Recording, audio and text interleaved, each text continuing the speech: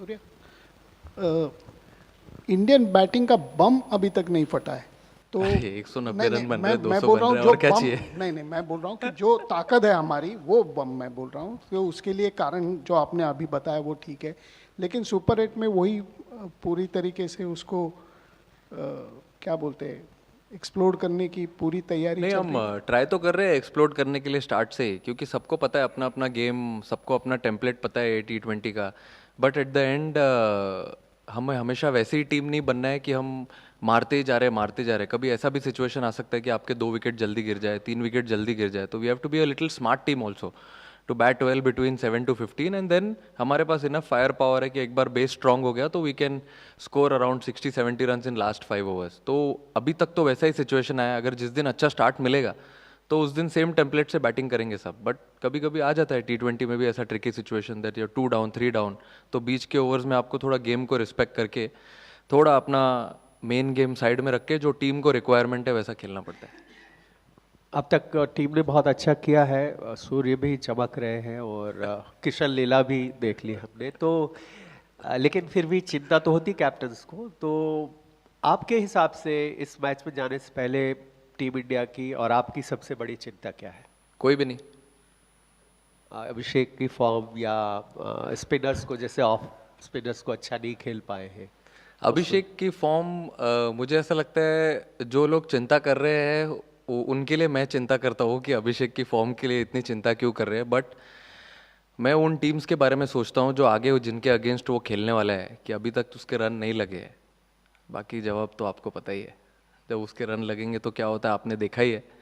होता है, team sport है, चलते रहता है कभी कभी। अब टीम को रिक्वायरमेंट है कि लड़का अपने आइडेंटिटी से खेले, तो वही ट्राई कर रहा है वो खेलने के लिए।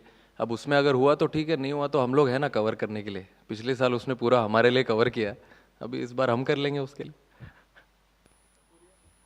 सूर्या, जिस तरीके से स्टार्ट्स हमें नहीं मिल रहे हैं, क्या इस मोनोटोनी को तोड़ने के लिए संजू आ सकते हैं? कल भी हमने देखा काफ़ी लंबा प्रैक्टिस सेशन जो है वो उनका रहा, काफ़ी देर तक उन्होंने पेस वाले विकेट पर, स्पिन वाले विकेट पर भी काफ़ी देर तक रहे। क्या हम आने वाले मैचेस में उनको देखेंगे खेलते हुए? मतलब आप बोल रहे हो मैं अभिषेक की जगह पे खिलाऊं उसको? नहीं नहीं, नंबर 3 में भी। तो मतलब तिलक की जगह खिलाऊं?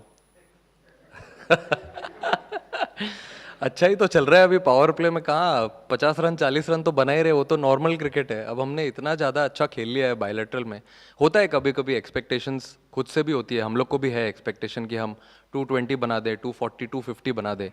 बट विकेट्स थोड़े से डिफरेंट हैं यहाँ पर। हम लोग जो 4 विकेट पे अभी तक खेले हैं वहाँ पे थोड़ा सा डिफरेंट था, थोड़ा चैलेंजिंग था। ऑफ स्पिनर्स पहले नहीं डाल रहे थे बट अभी डाल रहे हैं, तो we started preparation for that and hopefully we'll tackle it as we start our Super 8 journey. Surya here. Surya, when you were batting, like you have been able to change the gears. Obviously, you in an earlier press conference said that you and Tilak you'll be doing some anchoring role depending on the wicket. But in case of Tilak, just asking that, is it the rustiness of the surgery and then coming back, probably the switchovers that you are being able to do? Tilak is unable to do that, considering in the middle overs when he is playing that the switchovers, switching the gears, which you have been able to do. Not really. I mean, I've told him, the team management has told him that he has to bat that way. If 1 wicket is down, then he's definitely, he can go and have his own game in the power play. But as soon as 2 wickets are down, then he has to take a little bit of backseat, get a partnership again, get to the 10th over, and then we have enough firepower to continue and take on the bowling.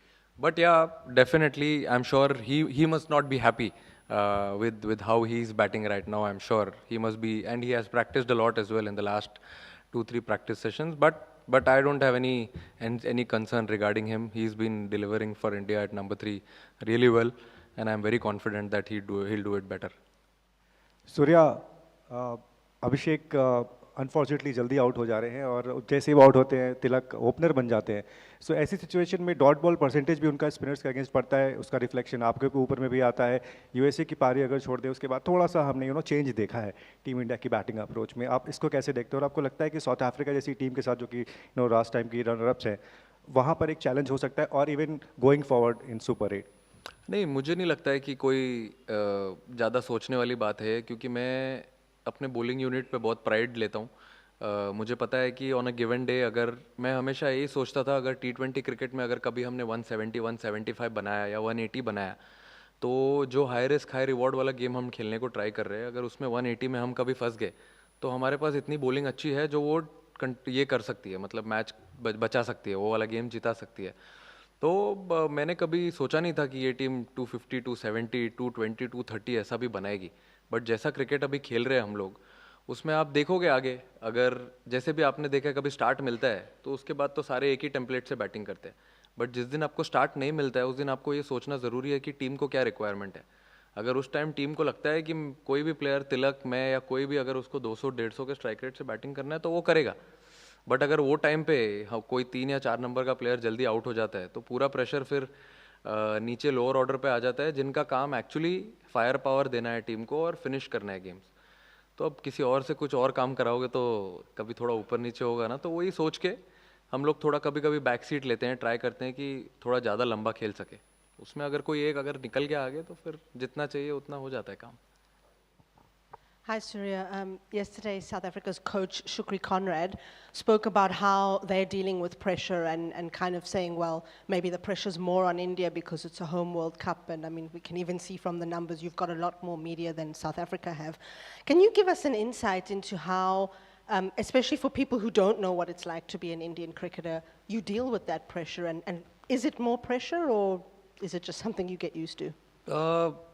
See, it's very difficult to say that there's no pressure or it's easy to handle. But yeah, when you're playing such a big event at your home soil, on your home soil, you definitely feel pressure. It's not that you can run away from it, because you meet so many people in the hotel when you're traveling. The same goal to win the World Cup, we have to do well. So yes, of course there is pressure. But yeah, at the same time, every individual has a different plan to deal with it. How do you want to take it forward? That's in your hands. But we are trying our best to keep it simple. It's easy to say that it's easy to say that we have to keep it simple, but we are trying our best to be in present, try to keep our feet where we are. Like for example, when we were playing the league stage, we got a good wake-up call when we played against US. So since then, we've not been thinking about too much, like how we start a Super 8 campaign from tomorrow. Think about tomorrow, then take one step at a time. But yeah, of course, there is pressure. There will be pressure. If there's no pressure, there won't be any fun in playing this game. Surya, start of the T20 cycle, only the openers were fixed and you kept it very fluid from number 3 onwards. Then Tilak was decided for 3, you will come at 4. So just reviewing the group stage, has there been a discussion between you and the coach just to figure out the ideal entry points? Because you have a lot of firepower in the lower order. Hardik, Shivam, Aksar, Rinku, Washi also is an option. So have you discussed that what's the ideal entry points to get these fire hitting power batters probably earlier, or just change those strategies so that you can capitalize those last 6-7 overs even if there's an early collapse and you rebuild in the middle phase? Absolutely. I mean, see, except the openers, I think from 3 to 7 or 3 to 8, everyone has to be very flexible. And that has been the message in the group, that if there's no wicket down till 8 or 9 overs, there might be a point where you might see Shivam Dube walking in, or even a Hardik walking in, if there's a proper matchup. So everyone has to be very flexible. Even I'm flexible. I've said the same thing to everyone. So if we get into that situation, we'll definitely have it and take that forward.